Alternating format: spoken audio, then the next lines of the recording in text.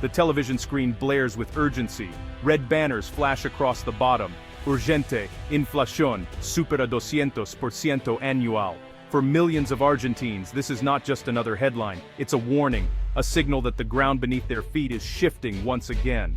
The news anchors' voices tremble as they deliver the numbers, and across the country, families gather around their screens, bracing for what comes next. In Buenos Aires, the city pulses with anxiety. The streets are crowded, not with celebration, but with worry. People cluster around newsstands, their eyes darting to the ever-changing exchange rates displayed on digital boards. There's a sense of urgency in the air.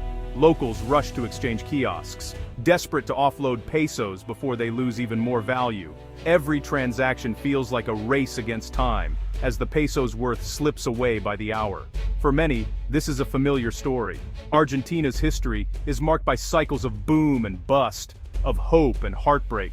In modest apartments, grandparents share memories of vanished savings, of waking up to find their life's work wiped out overnight.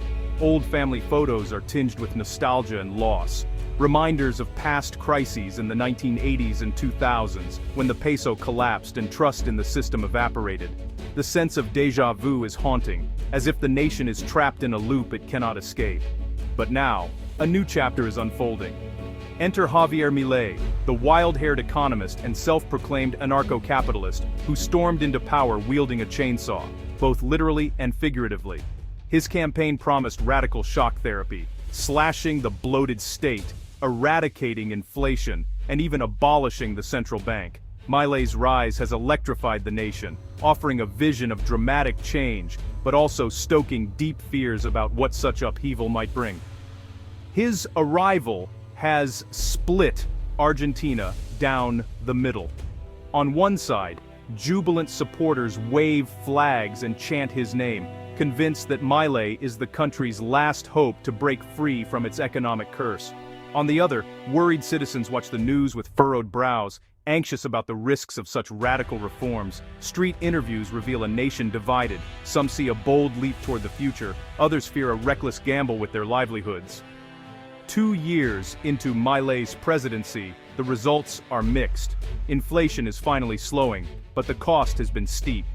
Shuttered shops line the streets, for rent signs multiplying as small businesses fold.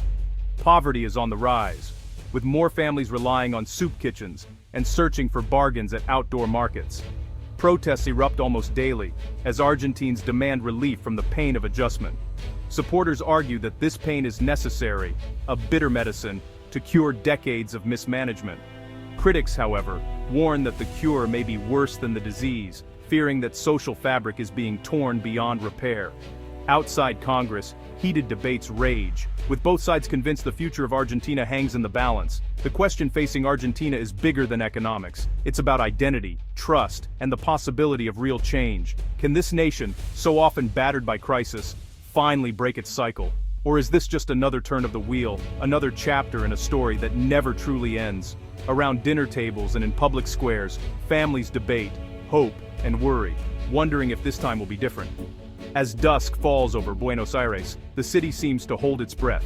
People gather in public spaces, eyes glued to television screens, faces etched with tension and anticipation. The air is thick with uncertainty as everyone waits for a sign, any sign, that the tide might finally be turning.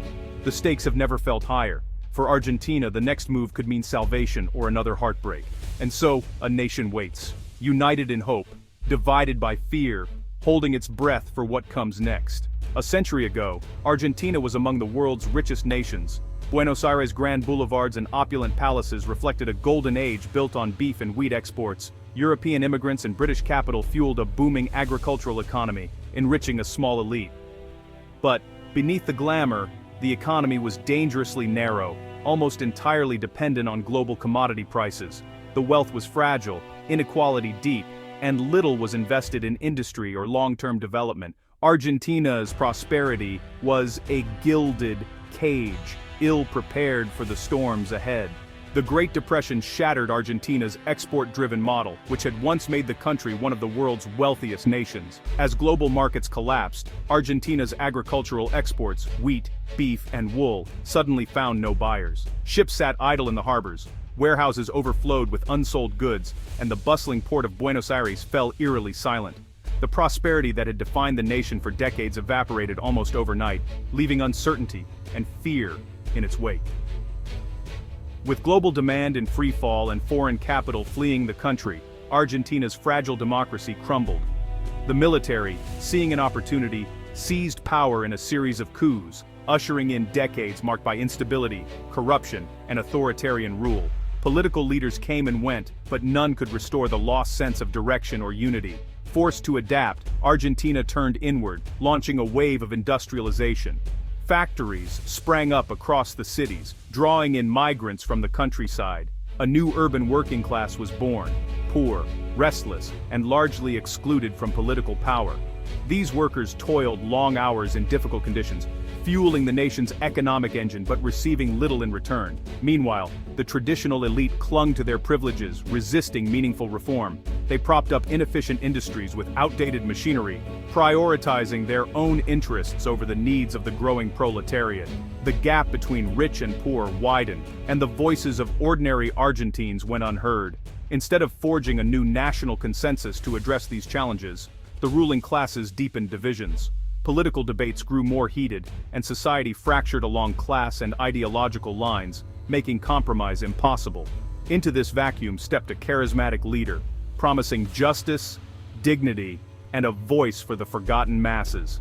His message resonated with millions who felt abandoned by the old order, and he quickly became a symbol of hope and change. The seeds of Argentina's modern struggles, economic crises, political polarization, and social unrest, were sown in these missed opportunities for reform and unity. The choices made during this turbulent era would echo for generations. The nation's path was set for decades of conflict and upheaval, as the dream of modernity slipped further from reach, leaving a legacy that still shapes Argentina today. Colonel Juan Perón rose by championing the working class, granting labor rights and social security. His presidency brought economic nationalism, nationalizing industries, expanding the state, and redistributing wealth. Living standards soared for millions, forging a powerful bond between Perón and workers. But the model was flawed, taxing agriculture to subsidize inefficient industry, bloating bureaucracy, and fueling inflation. Peronism gave dignity, but entrenched a culture of state dependency and economic dysfunction. The battle lines were drawn: agriculture versus industry, populism versus productivity. Peronism's legacy is a paradox: social progress entwined with chronic instability. The cycle of conflict and crisis was locked in.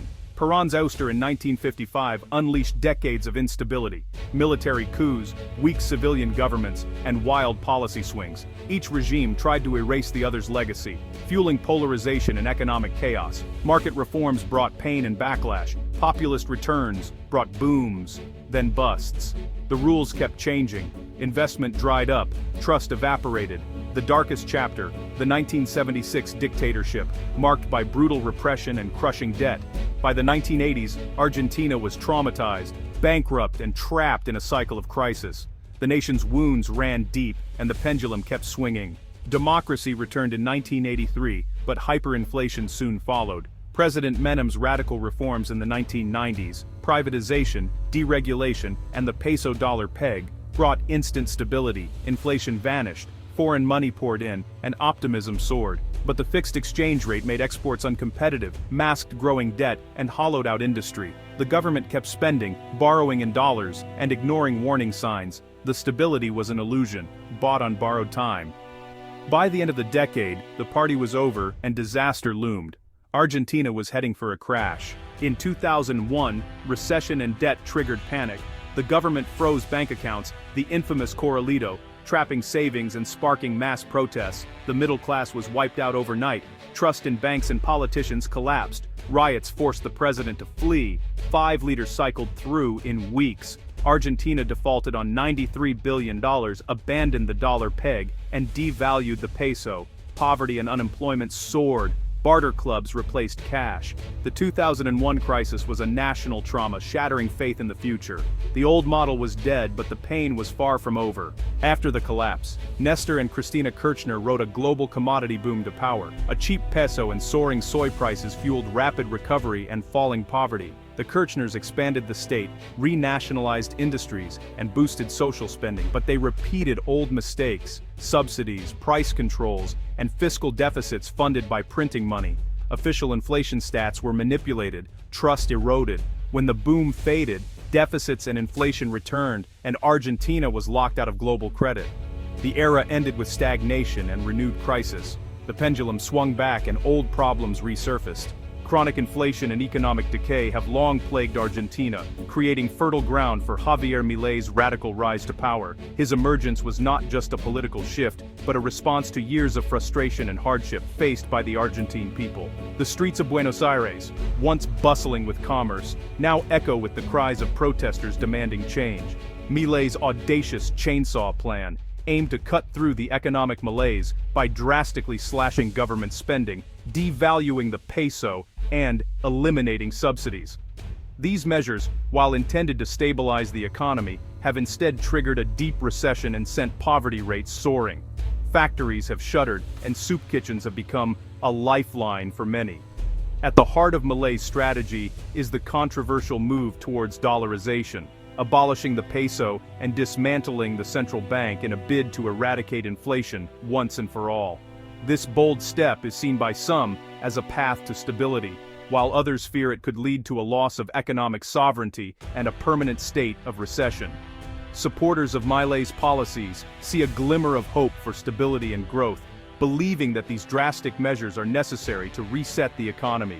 However, critics warn of the dangers of losing control over monetary policy and the potential for long-term economic stagnation. Despite the controversy, Milei's shock therapy has managed to achieve a fiscal surplus and has slowed inflation, offering a glimmer of economic hope.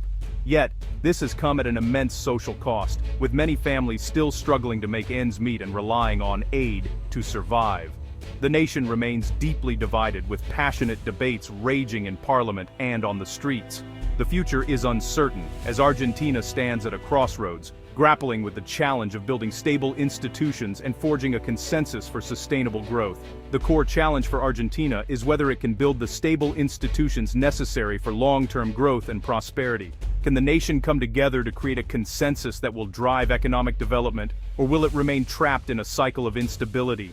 Or is this just another violent swing of the pendulum, a repeat of past political upheavals that have left the country in turmoil? The stakes are high, and the outcome remains uncertain.